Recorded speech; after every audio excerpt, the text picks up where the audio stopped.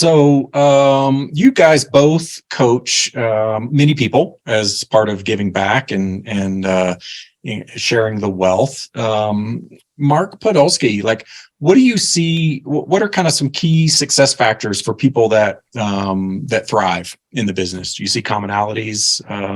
There's only one commonality. It's grit. I was going to say the exact same thing, so it's probably fine. Number one.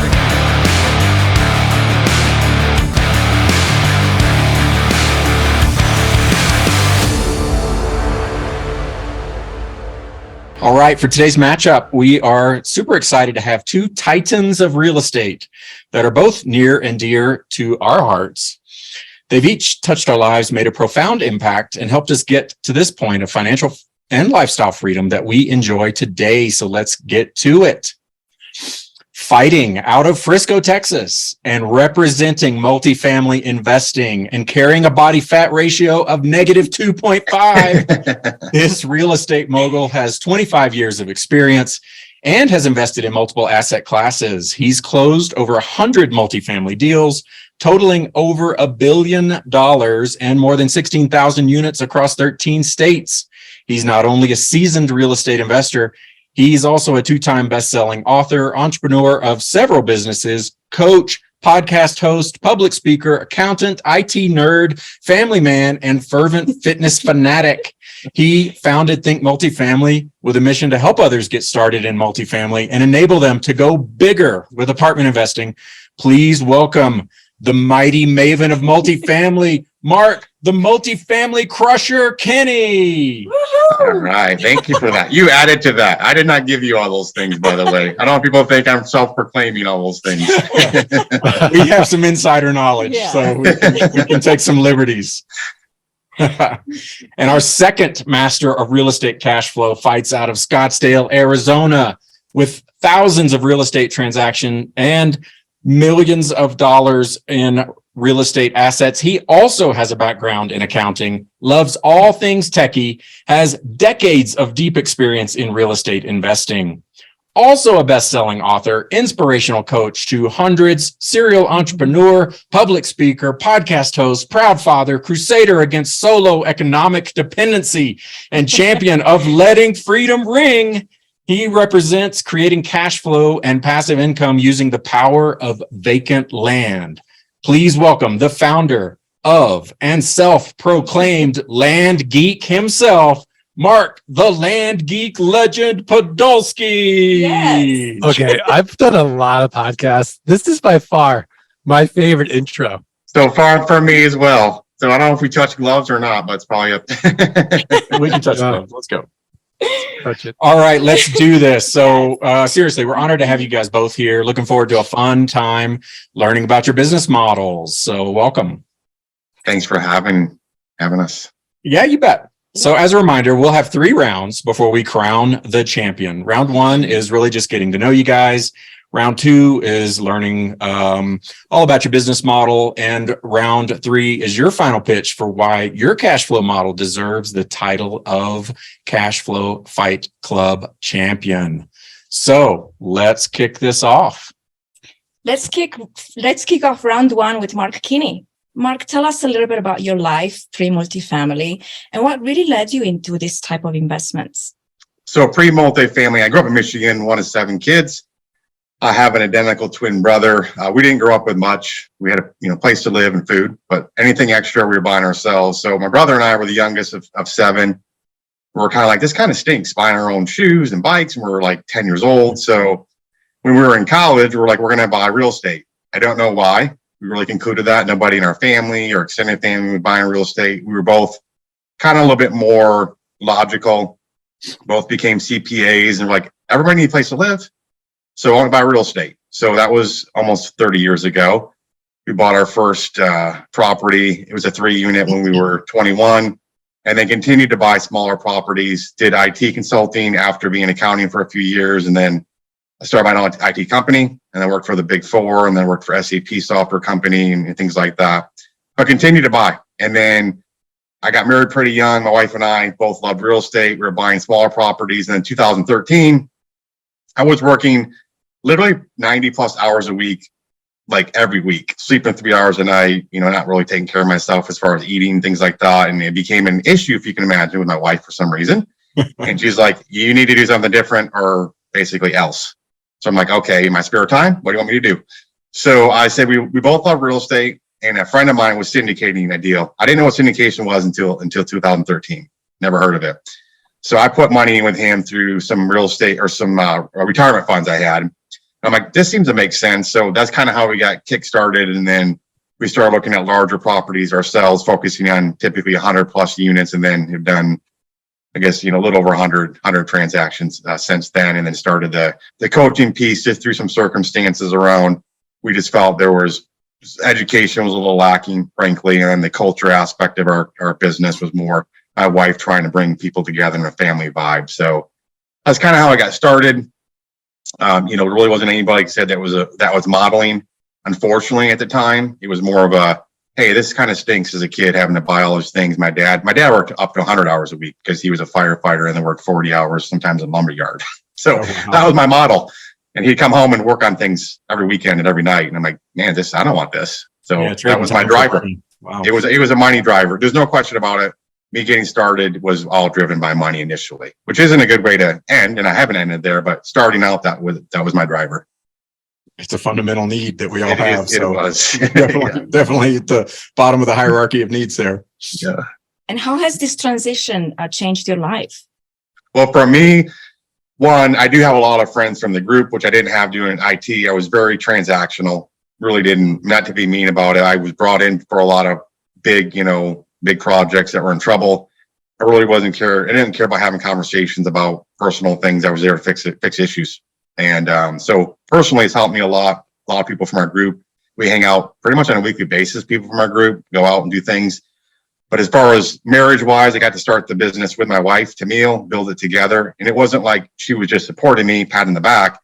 She's integral part of it. And in fact, works more than I do now. And she tells me that was my goal. You can start working more than me. But it's also allowed me to balance things like with the kids, and then financially, there's no comparison what we are able to do now, not just make, but also give back to charities, things like that. And then it provided more time with my kids as well, and then just really more the flexibility and the stress level. I mean, there's no question there's stress in the business, but it's nothing compared to my IT business. People might not believe that, but the IT business was horrible for me. So it's really allowed me to spend more time with family, friends. You mentioned fitness is a huge aspect of my life. Sometimes I kind of wonder, am I insane sometimes what I do? I mean, really, I don't know why I do what I do sometimes, but it's a good mental break for me. And yes, I could have done that when I had an IT business, but when you're working 90 plus hours a week, not trying to be whatever, it's pretty difficult to squeeze things in. And I made no time for it. Yeah, that's so true. I mean, that's one thing that at least I observe in our lives, and that's what we've built our life around, using kind of each of these. But like with you, I see, I mean, you're an MMA, you enjoy MMA fighting, right? So not personally, but as a spectator, I think some of your hobbies obviously are fitness. I think you're into cars. I love cars. Probably wouldn't have had a lot of time to do that when you're working 90 hours a week. No, it actually allowed me to buy in this, through the multifamily stuff, allowed me to buy into a shop that does just basically, it's called Resto Mods. So we take 60s cars and redo completely. And they're not like, $50,000 cars or, $400,000 or $500,000 cars. So they're all cool. Get to drive them around. When we get them done, right now, it's been an outflow of money for the last year, but some are getting completed. So it's allowed me to do that as well as a hobby. Yeah, that's awesome. Mark Podolsky, the floor is yours now. Tell us a little bit about your life pre-land and what really led you into this. Sure. So if we rewind the tape to 2000, I was a miserable, micromanaged, 45-minute commute to work and back investment banker, specializing in mergers and acquisitions with private equity groups. And it got so bad for me, I wouldn't get the Sunday blues anticipating Monday coming around. I get the Friday blues anticipating the weekend going by really fast and having to be back at work on Monday. So my firm hires this guy, and he's telling me that as a side hustle, he's going to tax deed auctions. He's buying up raw land, pennies on the dollar. He's flipping it, and he's making a 300% return on his investment. Well, I'm looking at companies all day long, and a great company, has 15% EBITDA margins or free cash flow. Average company's 10%. I'm looking at companies all day long, less than 10%. So of course I don't believe him. I've got $3,000 saved up for car repairs. I go to New Mexico with him. I do exactly what he tells me to do. I buy 10 half-acre parcels at an average price of $300 each. I flip them online, and they all sell for an average price of $1,200 each. 300%. It worked. So I took all that money, went to another auction, and this is in Arizona where I live. And again, this is 2000. There's no one in the room, and I'm buying up lots and acreage for nothing. And I made over $90,000 on just that one auction. So I go to my wife, and she's pregnant. I said, honey, I'm going to quit my job and become a full-time land investor. And she said, absolutely not. So I said, okay. So it took 18 months for the land investing income to exceed the investment banking income. And then I quit, and I've been doing it full-time ever since. That's awesome. That's awesome. It is. I can definitely relate to those blues you're referring to, because I used to get on an airplane Sunday night. So definitely the weekends went by very fast. I would get home late Friday and leave on Sunday. So less than 48 hours home. So definitely can relate to Mark's blues for weekends and Fridays and everything. Yeah, I can. Likewise, when I was in corporate world, same thing. You'd start dreading those Monday morning trips to the airport, or even reports that were due and things like that. So, good impetus for change for both you guys.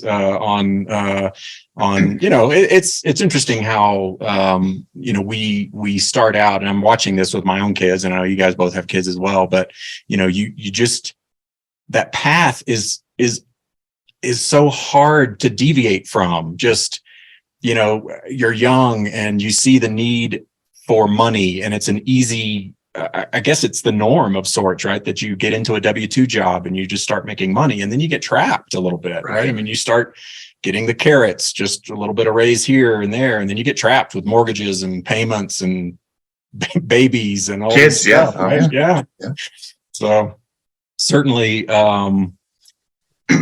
definitely, is both a bit of a way to get trapped on that, but it's also a good, as you both mentioned, impetus for change, right? We desire something more, and that's certainly what pulled us into these business models. But yeah, good stuff. And Mark Podolsky, let's see. I'm trying to think of what are some of your hobbies lately. You've been traveling a bit more lately. I've been traveling a ton. Holy cow! Like for pleasure, not for work. Yeah. Well, it's for work too.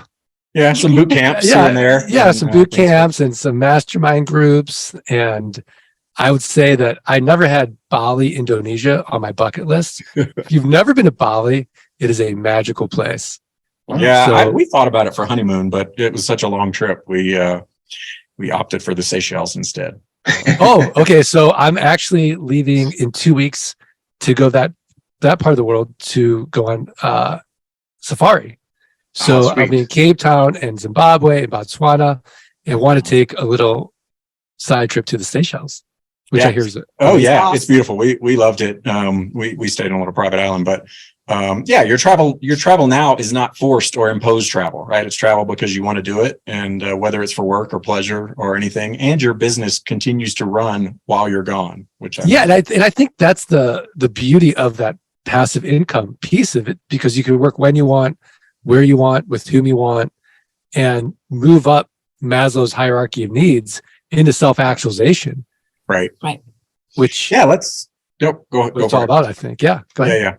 Yeah. No, let's pivot into round two then. It's all about the business models here. So you're kind of stepping in that realm, Mark Podolsky. Let's tell us, what's land investing all about?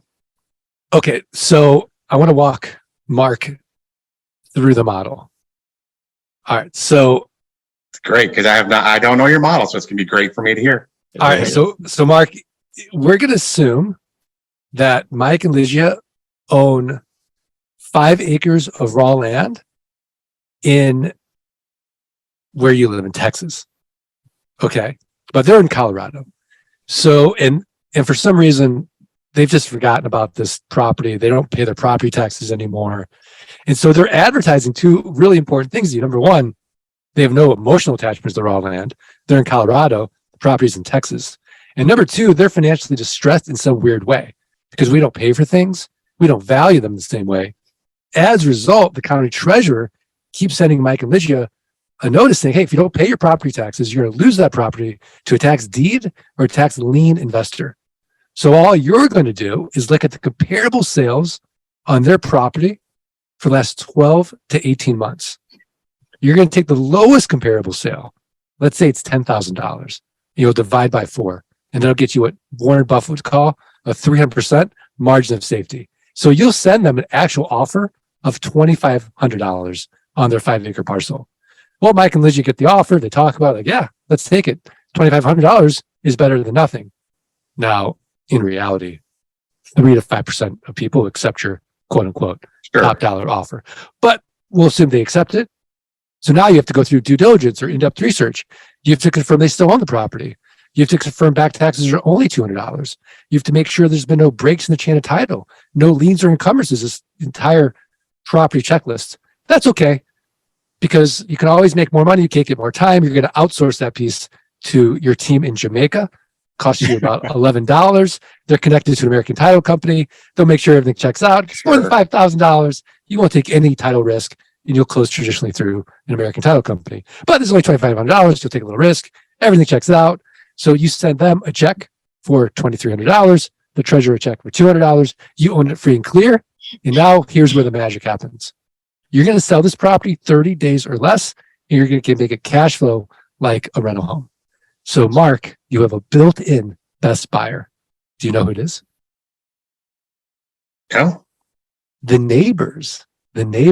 So you'll send out neighbor letters saying, hey, here's your opportunity, protect your privacy, protect your views, know your neighbor. So oftentimes the neighbors will buy. Now, if they pass, you go to your buyers list. The buyers list passes, you'll go to a little website you may have heard of. It's called Craigslist. It's 15th most trafficked website in the United States. You'll go to one I know you've heard of called Meta or Facebook, buy-sell groups in the marketplace. And then just go to the lands. Landmodo.com, landandfarm.com, landsofamerica.com, landflip.com, landhub.com. These are platforms where people buy and sell raw land. But the way that you're going to sell this so quickly is in your pricing. You're going to make it irresistible. So all you're going to ask for is a $2,500 down payment on this 5-acre parcel. Cover your costs. You could go 6 to 10 months out and then just make it a car payment. Let's say $297 a month and 9% interest for the next 84 months. So you get this one-time sale. You get your money out on the down, but you could go 6 to 10 months out. And now you're getting $297 a month for the next 84 months.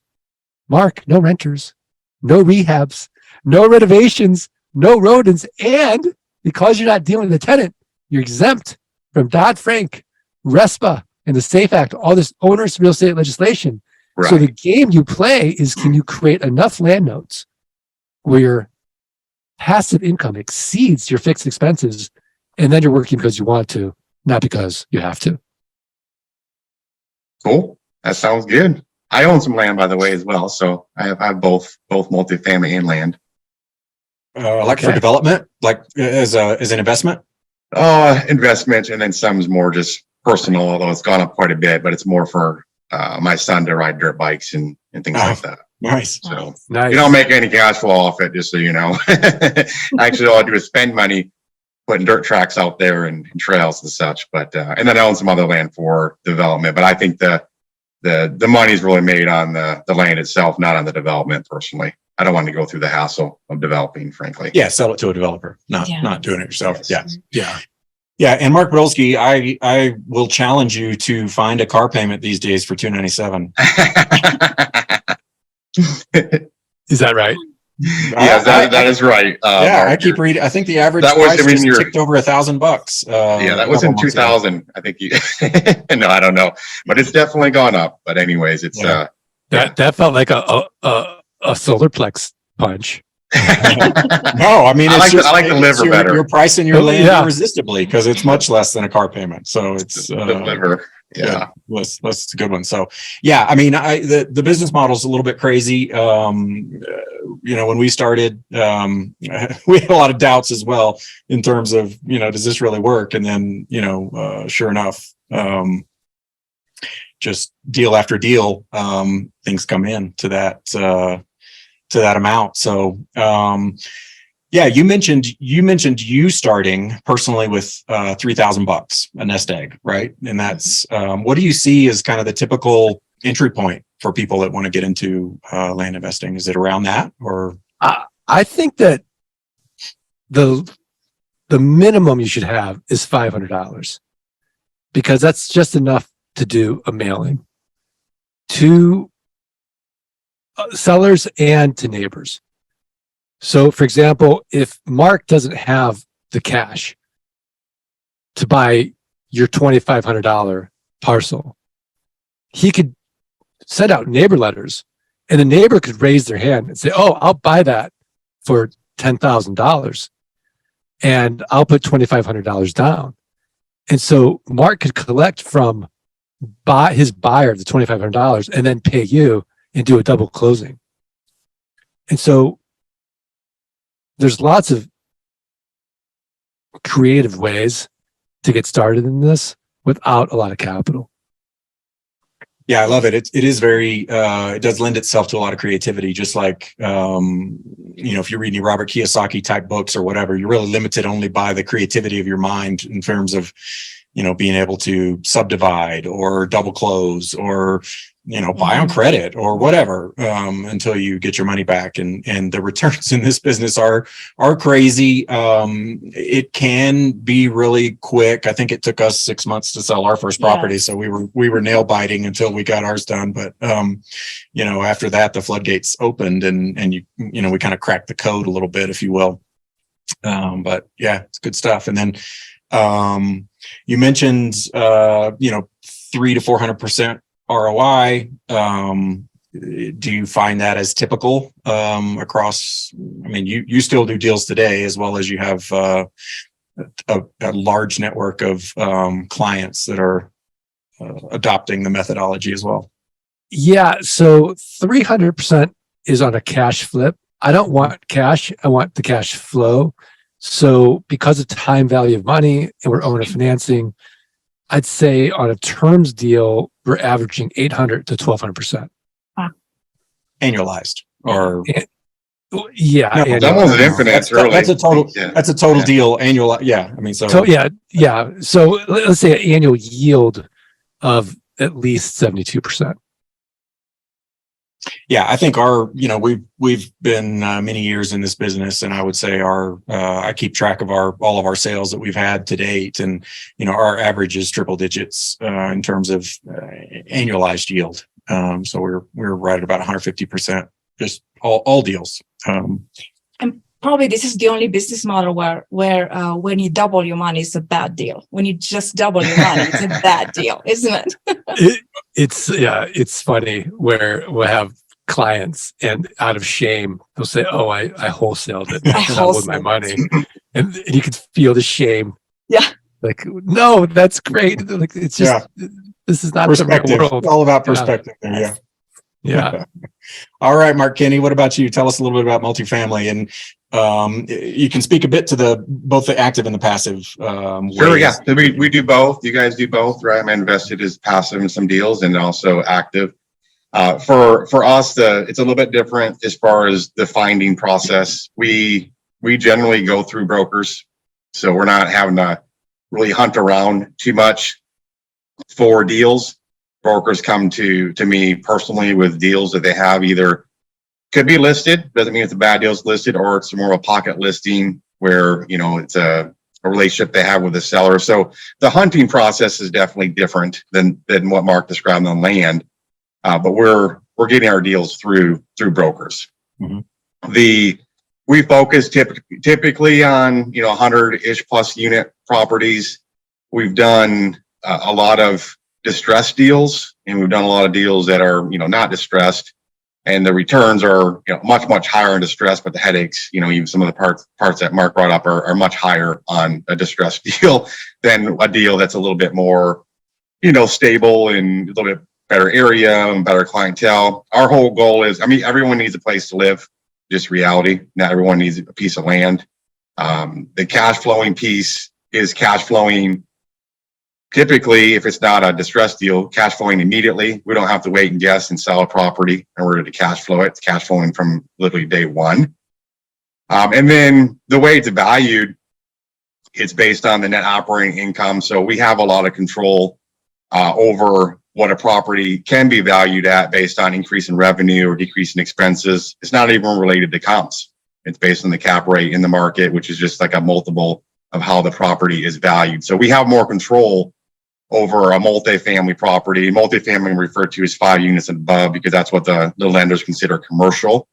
Anything below that is very similar to land. It's going to sell based on what the comps are, next door and down the street. So I don't like that model as much. I'd rather have control over what the value of the property could be.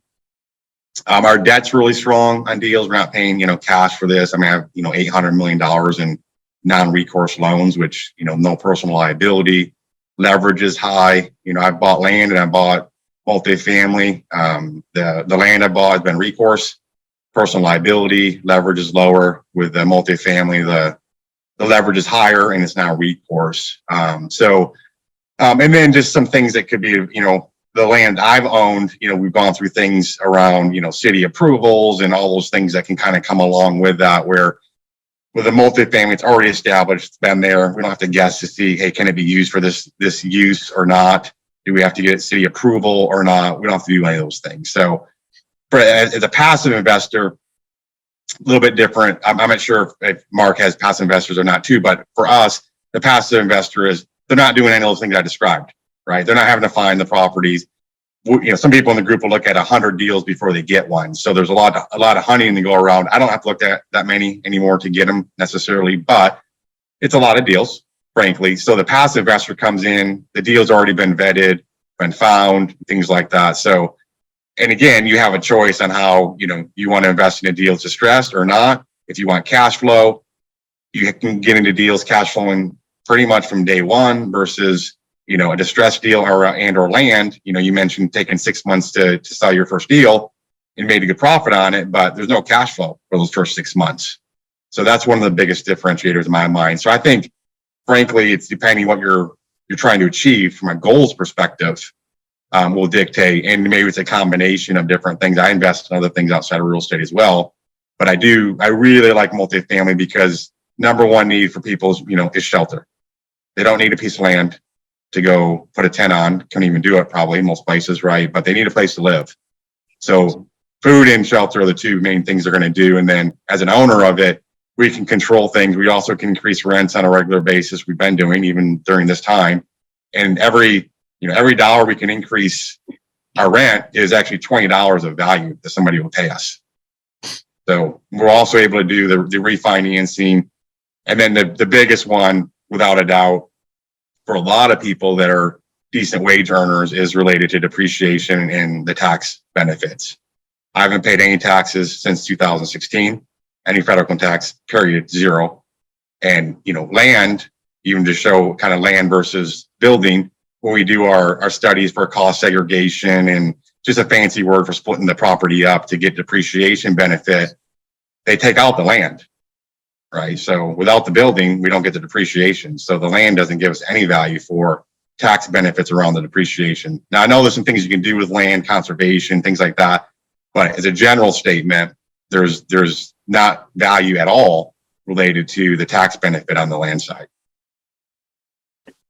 Yeah, a few really good nuggets in there. Mark Podolsky, just let's tie off on a couple of those. So from the passive aspect, like land at some point, like a lot of the notes we have are essentially passive now. But we had to put upfront work into it. It's a little different than the multifamily, like an investor in a stock or a multifamily deal or something, right? You do also have to. Well, you don't have to, but you should expend a little bit of work up front vetting a deal just to understand, the business case and the ins and out. But you're pretty much writing a check and sitting back and hopefully reaping some cash flow and some returns if it's a good investment.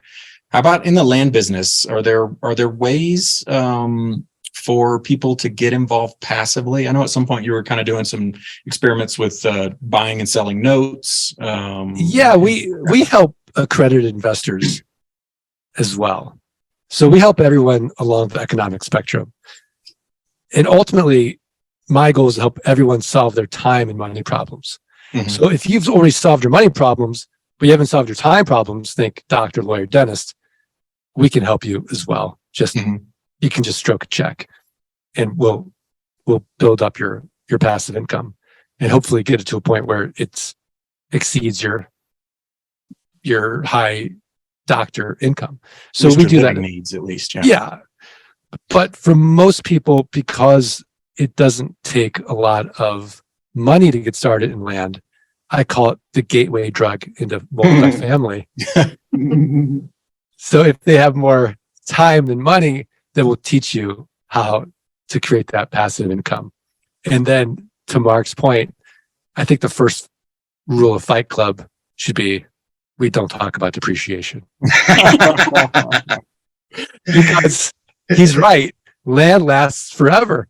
And the tax benefits in multifamily are the knockout punch, I believe, in raw land. That being said, there's a reason you have depreciation. You have to deal with the physical building. So I don't have to deal with any of the headaches or any of the maintenance.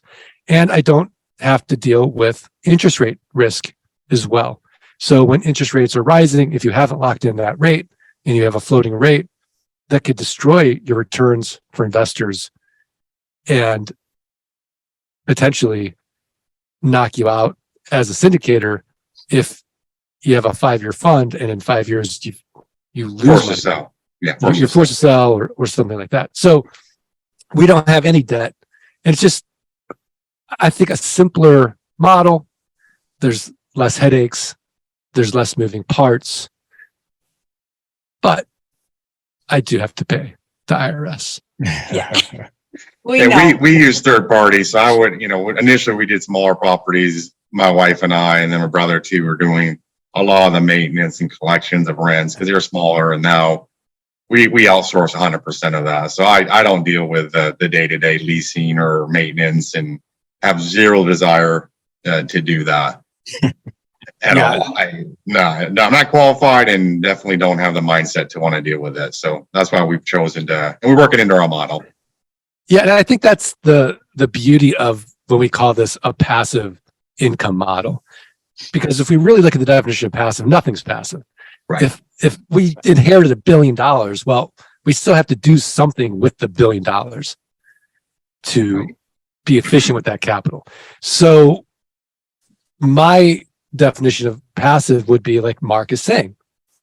It's a set it and forget it system. Once we put these systems and processes in place, Mark and I can travel the world and we're still going to get that passive income without our day-to-day involvement in it. Yeah, exactly. Yes. So you guys both coach many people as part of giving back and sharing the wealth. Mark Podolsky, like, what do you see? What are kind of some key success factors for people that thrive in the business? Do you see commonalities? There's only one commonality. It's grit. I was going to say the exact same thing. So that's probably a tie. Number one, that's actually studies on it. Number one is grit. Yeah, love it. So That's it. I would add one as a secondary, but I would definitely, because I'm the same type, just get off your butt and do it. And that's not for everybody. People don't want to do it and get off their butt. The other piece I've seen, which isn't as important on what probably Mark's doing on the land side, but we put teams together, like a lot of people potentially on a team together. It's the whole networking aspect of it and building, connecting with people in the group or people in the industry, because very few people can go out and do the entire thing by themselves. So you're going to have secondary relationships with people that come in and on your team to help. So outside of grit, which is by far number one, it's having one, I say, don't be a jerk, kind of obvious thing, but there are jerks out there. There are. So don't be a jerk, and then connect with people, reach out to people. You have access to people. If you choose to reach out to them, it's on you. If you choose not to, it's on you. You don't want to go to events to meet people, it's your choice, but don't be, don't go back and say, well, you know what, I'm not getting traction. Well, you're not doing the things you need to do. But we've all been punched in the gut, right? And frustration and failures and things like that. So that, to Mark's point, grit is the only thing. I tell people, going to all these rah motivation, events, which, are okay by themselves, but, that's not where it's discipline is going to keep you going. It's not the rah, because if it was, why would you keep going back to motivational events? You wouldn't need to do it. Be one time and done. So you have to have the discipline, whether it's in business, fitness, whatever you're trying to achieve, because you're going to get discouraged. You're not going to go as fast maybe as you want to. And if you don't have the grit to sustain, you might as well not start. I think Mark just knocked out Tony Robbins. Did you feel the thud? I did. That's a tall punch. I think he's helped a lot of people. No joke. I think he's helped a ton of people, but I tell you, that's not going to sustain you. It will not sustain anybody. Yes. Yeah, I 100% agree. And I agree. Mark, I think Tony Robbins has done a great service, but I do think that people think 5 days is going to have lasting change, and it's not. Right. He has a recurring business model, right? I mean, he gets people coming back. No, when I was younger, playing sports, organized sports and things like that, or my coaches used to always say, emotion only gets you so far, right? You can only sustain that into a 4-quarter football game for a little bit of time. It really takes the discipline and the training and the endurance and all of that really has to carry you through. I mean, you can light that spark, but if you don't have the systems in place to sustain certain things, for sure. Many times we find ourselves in that messy middle where we just feel like it's a grind to keep on moving forward. And really the only thing that keeps us moving forward is our why, and it's the grit. Like, we're not going to give up. Yeah, that's right. So, that's awesome. Yeah. I think that's the subcategory of grit is that burning desire, that why, that purpose beyond yourself, that for anything in life, it doesn't just have to be business. But this morning it's cold. I didn't feel like working out this morning. I just didn't. But I have a higher purpose, right? I know that if I get this done, I'll feel better later. So and live. I mean, that's a great point, because people overlook. I mean, I did initially. It was all money initially, right? In my 20s and 30s. And then, if you end up having kids and you end up dying when you're 50, 60 years old, you're not taking care of your health and things like that. It's pretty sad. Yeah. Yes. Let's kind of transition into round 3. We've already touched on a few things that we wanted to dig into there, like in terms of taxes and such. But let's talk a little bit about risk. Maybe Mark, Kenney, you can kick us off in terms of where are the risks in investing in and or operating multifamily deals, and we've got some turbulence in our markets, external forces and things like that. In terms of risk versus reward. I think risk is dependent on deal, and as you kind of alluded to a little bit timing wise, but if you look at a whole, multifamily did really well for years, did really well during COVID, or some of it was subsidized, right? And even right now, I mean, across the country, occupancy is 95.9% as of September data. Rents are up 10%, even though, all this other stuff's going on. The risk, I think, can be mitigated more after doing, I think it's probably 107 deals now or whatever. I can tell you deals that we've made the most on, but also were the riskiest deals, which I don't care to do anymore. I don't.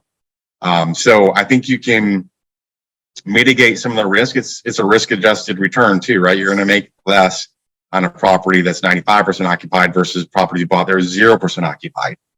So I think it depends what your goal is. If you're trying to cash flow, just kind of focus of this, you want to get more stabilized property in a, better asset class. The 50s, 60s, 70s properties are just going to have more issues. Just they are. There's no note about it.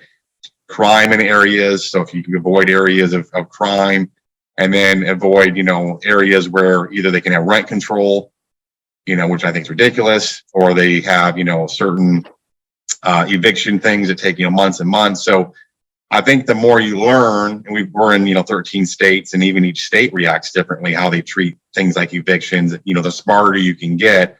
And to mitigate your risk a little bit, Mark alluded to a little bit on the interest rates, things like that.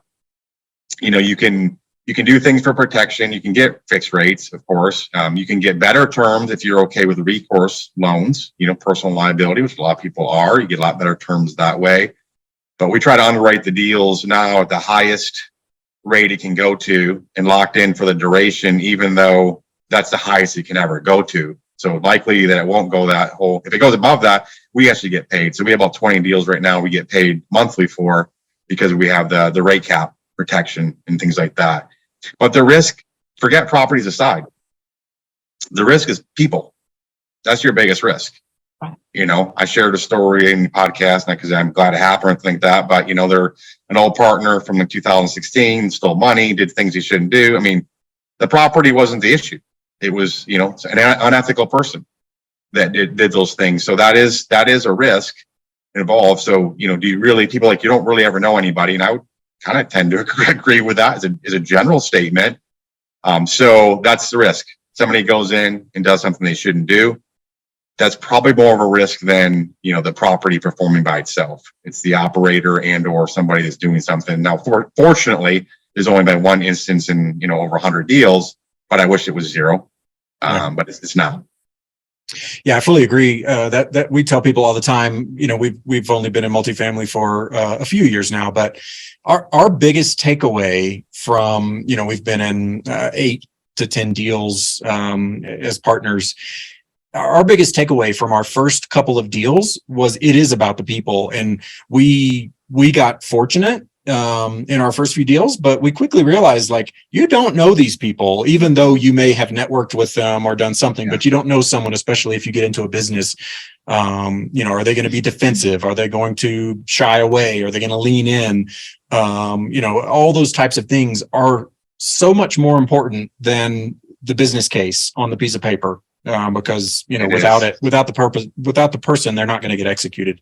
Other than I also tell people, I guess if you bought a property 2 or more years ago, almost everybody's been a hero because the market has just skyrocketed, and now we start to see who are the real operators out there that can navigate choppier waters and do things there.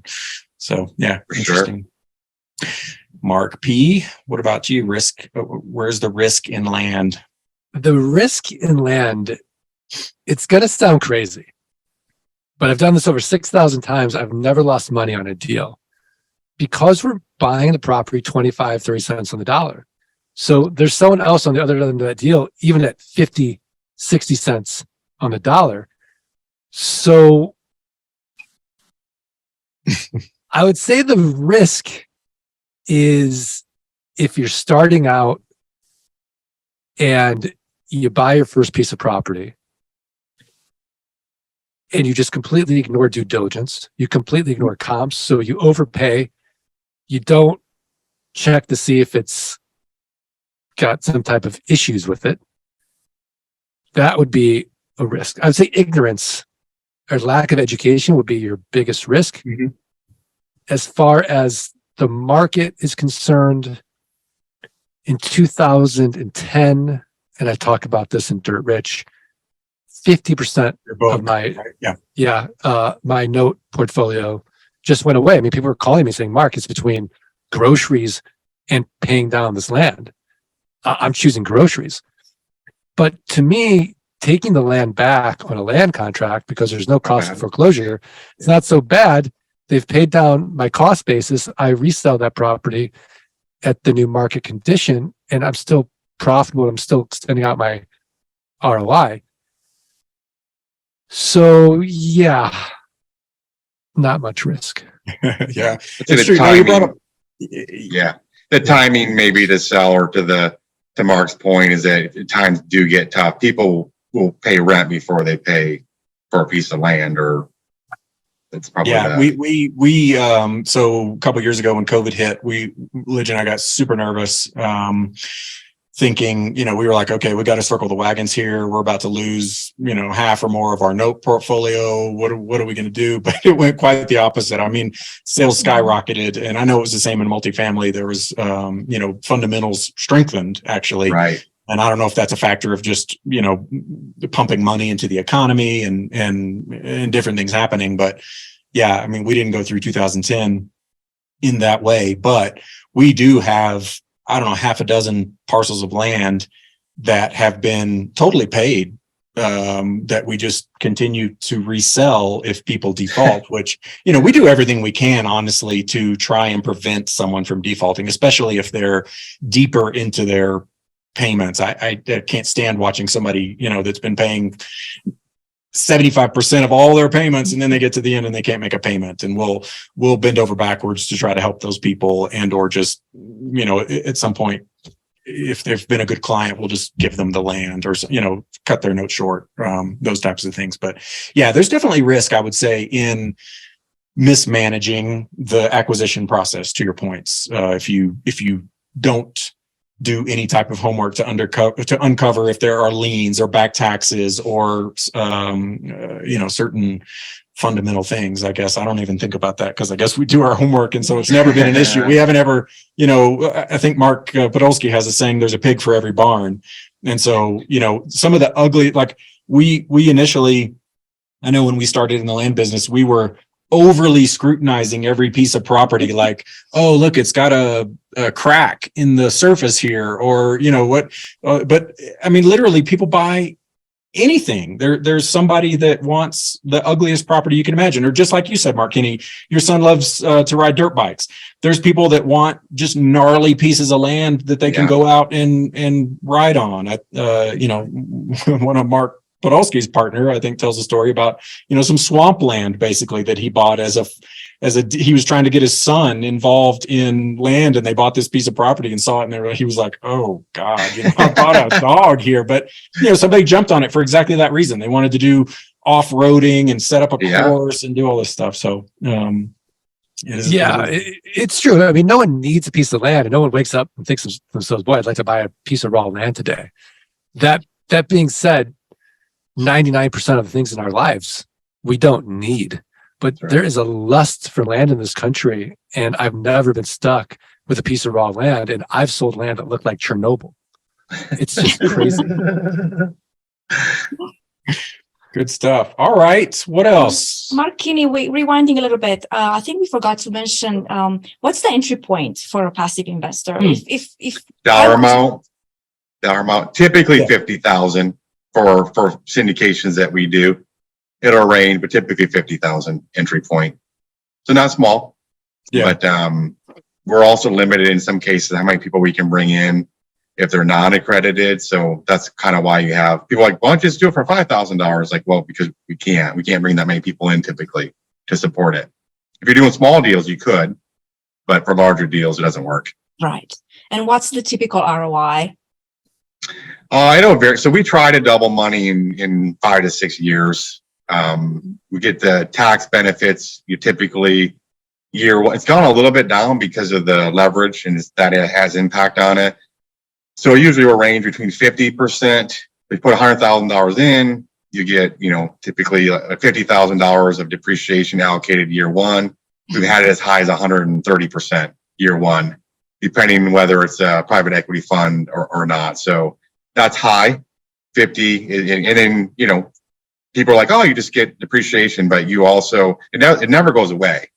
But whether you can use it in your current tax situation depends on your tax situation, right? And, Deb, our CPA, I'm pretty confident in the podcast she did. She said she made like $2 million off one deal as a passive investor, but paid 0 taxes because she was able to use previous depreciation benefits. I was able to use depreciation benefits 2 years ago during COVID for my IT business in 2013. I won't tell you how much I got, but I got enough to buy pretty much any exotic car you want. And it was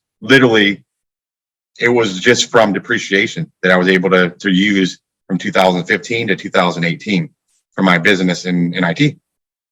So it was, that was nice to get checks from the government and not pay taxes. Yeah. It's just definitely. Yes, for sure. Do you guys have any questions for each other? No, I mean, for me, the land, like I mentioned, I bought about 4 different pieces. My biggest thing is I bought mine with the intention of not cash flowing, but more of a appreciation. I bought a piece of land in Georgia that been a little less than 2 years, probably worth 4 times what I paid for it. So it's an appreciation play. But so I don't think anything wrong with buying land. I just made an offer on land, 107 acres here, and for other reasons too. But I'm not buying it to cash flow. My biggest thing is if someone comes into us as an investor wants to cash flow, what we do is day one. Whereas even if land, if you're going to flip it, it takes you 6 months to do that. You run that risk. Or I drive by, you drive by these different parts of the country and you see these signs, land for sale, and you can't even read the sign because it's been up there for 20 years, right? I mean, it is, right? You see that. Maybe they're asking too much. I don't really know. But we don't see that in multifamily. Multifamily is Mark very... Podolsky's sign. He just has one up there all the time. I love those signs. You do. We're making those you do. offers. Yeah. But we have a ton of buyer pool. Our buyer pool is very, very large. And then we're not the ones out selling them ourselves either. We'll have brokers give us broker opinion of value and sell it. So the involvement of like finding and disposing is much different than probably the land play, from my personal perspective, what I've been through. Okay. Mark P, any questions? No, I love his model. I really do. I think that it's fantastic. And again, the first rule of Fight Club is we don't talk about taxes. First rule of Cash Flow Fight Club is talk about Cash Flow Fight Club. Cash flow Fight Club. Yeah. So yeah, it's multifamily is fantastic. And I do think that the land business is a phenomenal gateway drug to go into those larger deals, get that depreciation piece, cash flow from day one. And it's more, I think it's more of a challenge. It's intellectually more stimulating than buying a piece of raw land. It just is. I mean, So raw land is a very simple model the way we do it. I think the complexity for us as land owners is the way that we set it up as a business to be this machine. So setting up that machine so that we're not in the business and that our teams are buying and selling every single day. That's the challenging aspect of it. And that brings scalability, isn't it? And that's exactly. So that's the scalability. And you get to go visit your team in Jamaica, that's Jamaica, the first I've heard of VAs. I don't hear that Jamaica. either. Yeah. Jamaica, the Philippines. Philippines, you're a lot. Philippines, Jamaica, yes. no. Yeah, I'm going to have Good. to look into that. Caribbean trips are much Yeah. better than travel to the Philippines. Yeah, Pete and Anthony, Land VA for you. That whole team is in Jamaica. Jamaica. Good to know. Oh, wow. Okay. That's Yeah. cool.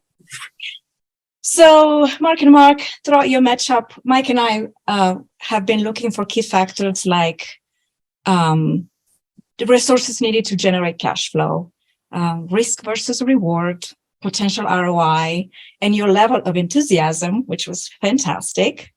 And we have to reach a decision now. Who are we going to crown the champion? It's going to be a tough one. Yeah. So on the Cash Flow Fight Club, we truly believe there are no losers, but rules are rules, and we do have to crown a champion. And so for this matchup, we have decided that the winner of this one is Mark. That doesn't help. Yeah. So we're not gonna make a habit of this, but for this, and I think Mark Podolsky, you touched on it. I think for this particular matchup, which we pulled together just because you guys are two of our personal mentors, we're gonna call this one a split decision.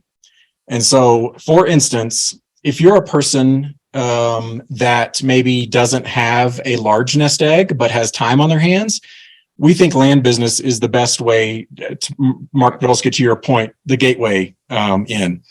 You can very quickly amass a steady stream of cash flow with very little investment other than time. And that, to your point, can also be scaled over time if you want to to create a business that runs on its by itself without a person. But if, on the other hand, you do have a bit of a nest egg, right, $50,000 or more, and you want to invest passively, then I think multifamily between these two is definitely the way to go. Set it, forget it. Pick your business model.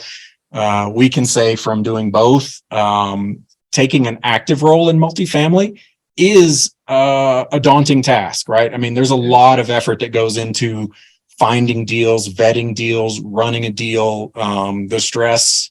One of the things we also picked up from land is like, there are no land emergencies. There are no midnight phone calls. Somebody saying, I can't camp on my land or whatever. Right. Whereas in multifamily, regardless, I think, of how you set it up, there are stress points. Even though you have a property management company, that property management company needs somebody kicking them in the butt and making sure they're doing the thing. So, No question. so I think, in terms of this matchup, it really is, and you guys have brought this up multiple times, it depends on your goal and your life situation. And so, both of these are winners. It just come at it from a little bit different angles. But this may be the only matchup that we do this on, but we'll put you both on the wall of champions as a split decision here. So It'd be difficult to find people that both have the same name consistently. So yes, yeah.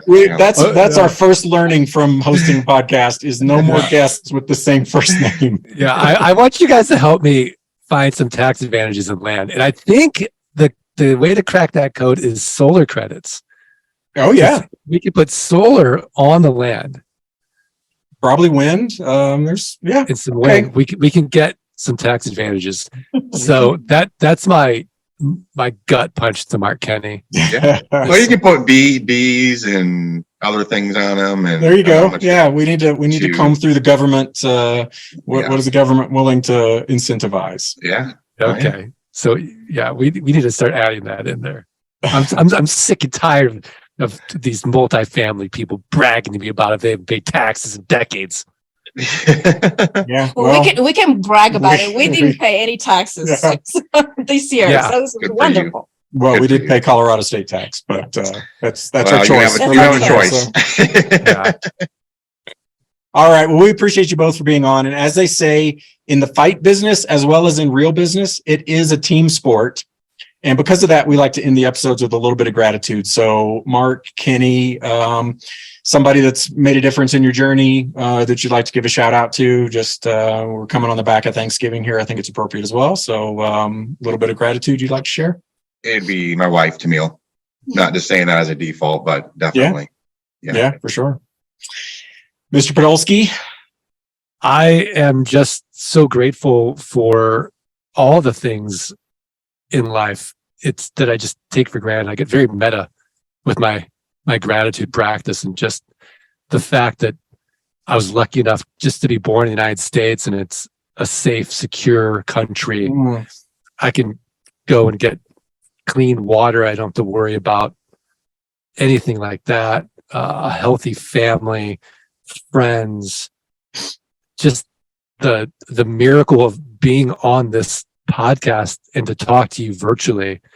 It's just amazing. So I think that for me, there's gratitude in every moment. And to meet somebody that doesn't have gratitude is to meet someone that's just not paying attention. Yeah, sure. Yeah. Yeah, I love it. We met him before. Yeah. Yeah, for sure. There's people out there. I mean, Yeah. just recently was reading, how gratitude is more like an emotion than other things, and you can cultivate it and should. So yeah, appreciate it. Thank you both so much for being on the show and for having fun, first of all, for sharing your insights and expertise. And we would like to know if for the listeners that are inspired to take actions, they want to know more about what you do, what's the best way to reach out? Mark Kenney. For me, email, it's Mark, M-A-R-K @thinkmultifamily.com. How about you, Mark Podolsky? I think that if people want to learn the land business and go deeper into this model, the best way to learn anything is by doing it. So I have a free course. go to thelandgeek.com/quick deals, thelandgeek.com/quick deals, and I'll teach you how to double your money, 30 days or less. Take that money, invest it back into yourself, and go deeper into the model. Beautiful. Awesome. All right. And for those of you tuning in, we certainly thank you for investing your time with us. And if you enjoyed the show, please like, follow, subscribe. And Lidge and I both believe that really the beauty of cash flow is putting your money to work for you rather than you working for your money. We touched on that at the beginning, and it's definitely transformed all of our lives in a positive way. So appreciate it. And we'll see you next time on the Cash Flow Fight Club podcast. Thanks, guys. Nice meeting you, Mark, virtually. Nice meeting you, Mark. Take care, Thanks, guys. everybody.